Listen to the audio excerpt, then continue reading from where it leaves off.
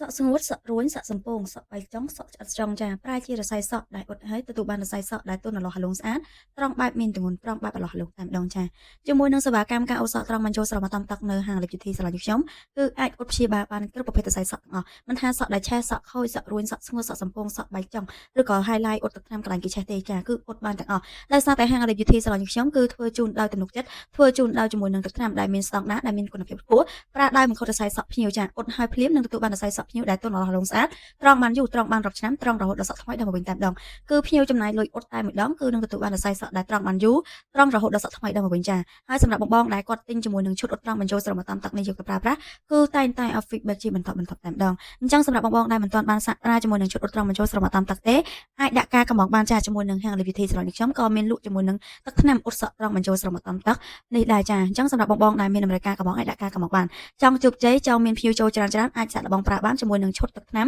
អ៊ុតសក់ត្រង់បញ្ចូលស្រមតាមទឹកផលិតផលជប៉ុនយកទៅប្រើប្រាស់នៅក្នុងហាងសាឡនបានចាអញ្ចឹងសម្រាប់ព័ត៌មានលម្អិតបងអាចធ្វើការឆាតចុះភ័យបានចាអរគុណ